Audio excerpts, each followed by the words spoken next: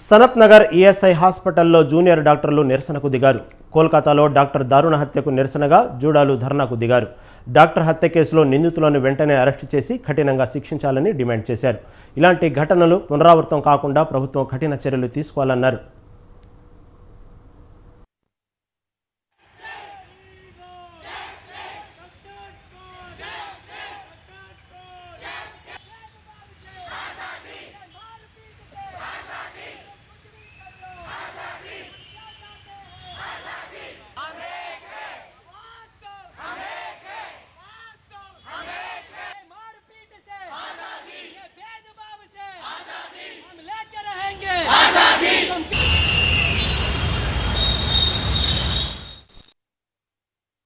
Medical కాలేజ్లో ఒక incident జరిగింది.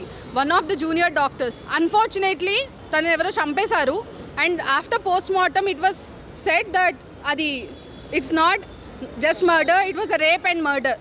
ఒక doctor she is there to save the people, serve చేయడానికి she was on duty and then she was brutally raped and murdered. We all condemn this act. We are all gathered here in protest against this issue, and I demand, we as a family, we all demand justice for her and her family. And ippadi varaku who actually did the act was not found. We want to find the culprits and should give them the required punishment.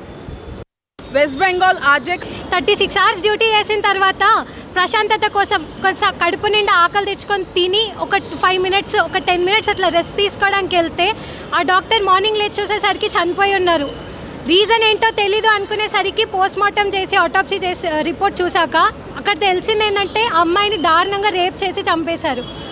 డాక్టర్స్కి తన సొంత హాస్పిటల్లో తను పని చేసే హాస్పిటల్లో కూడా security లేకపోతే ఇంకా మేము వర్క్ చేసేది ఎందుకు, మేము సొసైటీకి సర్వ్ చేసేది ఎందుకు? చనిపోయిన డాక్టర్కి జస్టిస్ జరగాలి. అక్యూజ్డ్ ఎవరో తొందరగా తెలుసుకొని ఫాస్ట్ ట్రాక్. కోల్కతాలోని మెడికల్ కాలేజ్ హాస్పిటల్లో ఏ ఇన్సిడెంట్ జరిగిందో ఇన్వెస్టిగేషన్ ఫుల్ ప్రూఫ్గా అండ్ అన్బయాస్డ్గా జరగాలి. So that victim and victim's family will get the justice. And అటువంటి ఇన్సిడెంట్స్ జరగడానికి కారణమైన లూప్ హోల్స్ ఏవైతే ఉన్న సిస్టంలో they have to be observed and to be corrected. And so that అవన్నీ కూడా మిగిలిన అదర్ మెడికల్ కాలేజెస్లో